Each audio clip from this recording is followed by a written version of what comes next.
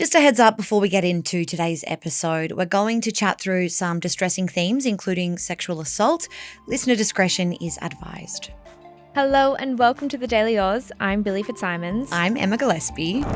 Over the weekend, Prince Andrew announced he's giving up his royal title, the Duke of York, after allegations linking him to the late sex offender Jeffrey Epstein continue to cause controversy worldwide.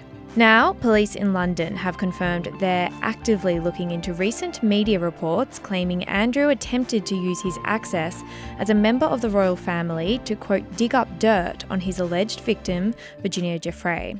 Today, we will share the latest on this story. Billi, we are talking about the latest headlines, announcements, some big updates from the royal family about Prince Andrew. But for our listeners who might not be so familiar with the ins and outs of the royal family, who is Prince Andrew? So he is the brother of King Charles. He is the second son of the late Queen Elizabeth and the late Prince Philip. Mm-hmm. He is probably best known now, certainly after the last 6 years, for his friendship or relationship with the late Jeffrey Epstein. Mm-hmm. Now, a very quick note on Epstein. He was an American businessman and a convicted sex offender. He died by suicide in 2019 in a New York jail cell. But the crimes he committed, both the ones that he was convicted of and the ones that he was alleged to have committed, but they were never able to go to trial because, like I said, he died in jail, they have continued to cause controversy. And because Epstein has died, like I said, and can no longer face trial for his alleged crimes, the world's attention over the past 6 years has turned to those crimes or alleged crimes of his associates and friends. Which we have seen playing out very recently and an ongoing kind of controversy surrounding his relationship with Donald Trump, for example, the US president. So this is a really high profile story that seems to have captured the attention of all corners of the world, really. The media and, just people in general online seem quite gripped, fascinated, disturbed by these relationships. And, we have this kind of natural curiosity to want to know more about who Epstein was connected to. Yeah, so whenever we hear the phrase Epstein files, this is the man that we are talking about. So what do we need to know about his relationship with Prince Andrew specifically? So Prince Andrew and Epstein's friendship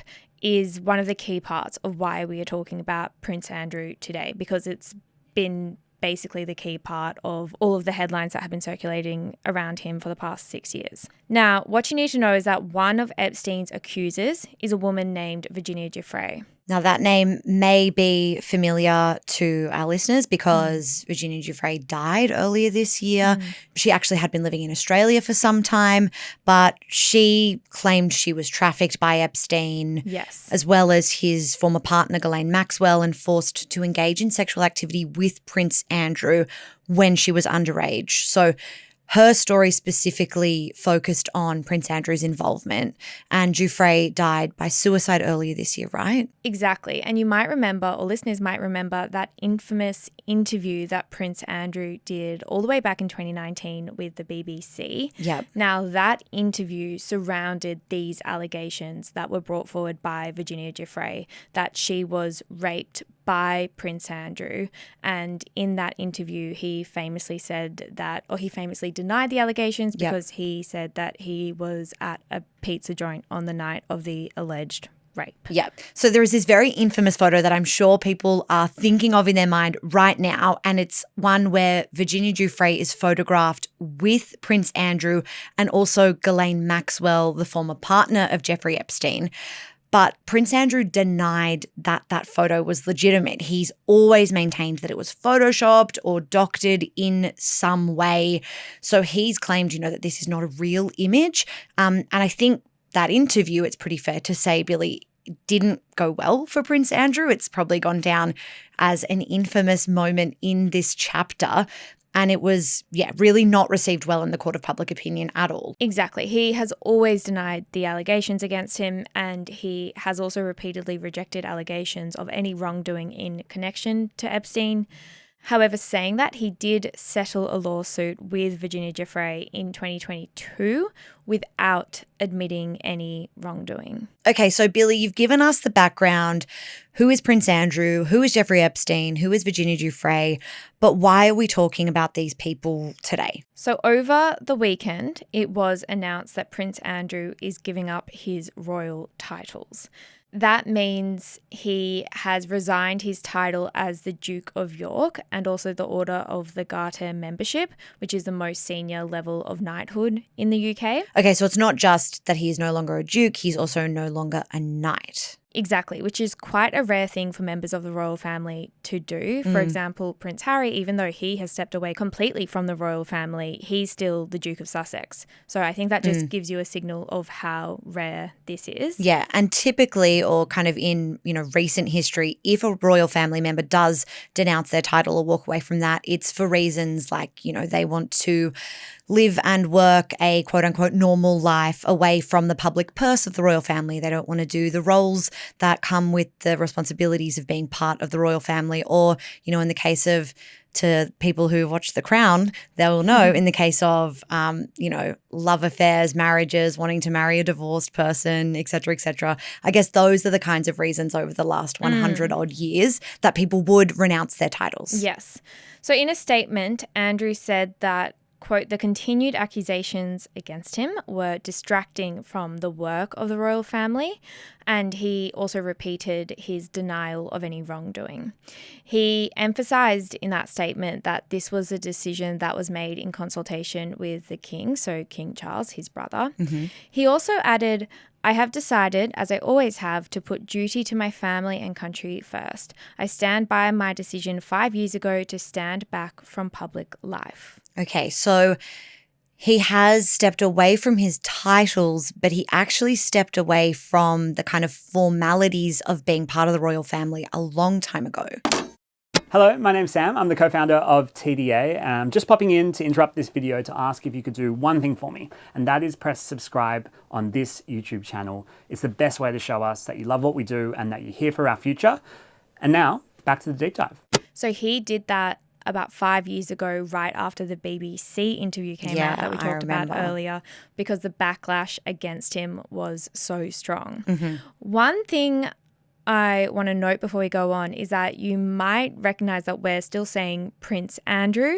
And this was something I was confused about because I was like, do we still call him Prince Andrew? Yep. He says that he will keep that title of Prince. So even though he's no longer Duke of York, he's still technically Prince Andrew. So that's the only one that he will keep. I was going to say, even if he wasn't keeping that, I feel that the media would continue to call him Prince Andrew anyway, in the same way that we still refer to Princess Catherine as Kate Middleton. And then I got confused about what's his last name, if we do just call him Andrew. Anyway. It's all very confusing. It's very confusing. Okay, so obviously, Billi, it's been a tumultuous period of about 6 or so years for Prince Andrew. These long-term, long-standing historical allegations of abuse. But why has he stepped away from that title, the Duke of York, now? Like, what has happened in the immediate short term that would prompt him to go a step further? There are a few things. One is that Virginia Giuffre's posthumous memoir is being published this week. It's actually today when this episode goes out. Wow. And that recounts the story of how Epstein introduced her to Prince Andrew, and it also details the alleged rape. Again, she was underage when these alleged rapes, plural, took place. Yep. Another thing that has come up recently has been Prince Andrew's relationship with a prominent figure involved in a China spying case.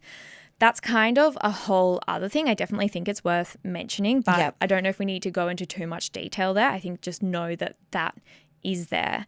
And then the other thing, which I think is most likely to be the big trigger here, is that on Sunday, which the timelines might be a bit confusing here, but on Sunday some leaked emails came out, and it is very possible that he got a heads up that this article with these leaked emails were about to be published. Okay, so we don't know for sure, but I suppose you can assume, and given how things do kind of operate with the royal family's relationship with the tabloid media, it's such a different beast over in the UK. But, you know, they would have a lot of sources within a tabloid publication like the Daily Mail who probably would have reached out and said, hi, we're going to publish this story. Do you have a comment? And I guess, we don't know for sure. It's just speculation, but I think, you know, people will make their own minds up about the timing. Yes. So tell me about the leaked emails though. Like, what did that say? So the Daily Mail in the UK, they claimed through these leaked emails that Prince Andrew tried to use his police protection,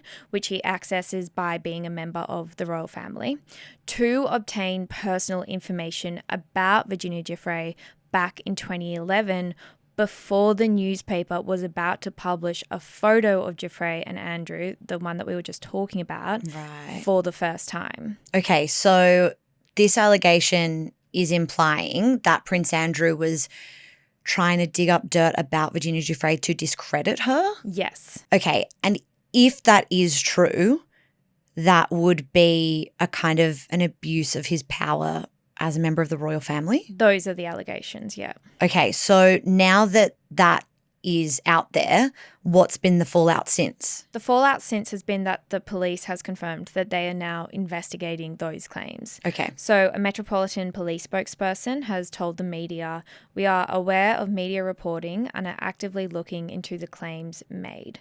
So no charges have been laid.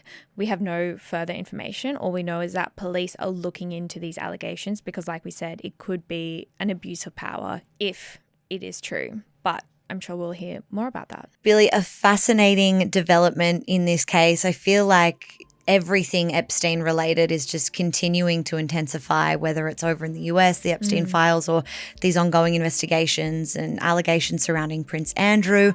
One thing is for sure, though, we will be hearing more about it in the days and weeks to come, and we'll keep you updated on the Daily Aus. We will. Thank you so much for listening to today's podcast. If this episode raised any issues for you, help is available through Lifeline on 13 11 14 or 1-800-RESPECT. We'll pop some links to resources in the show notes.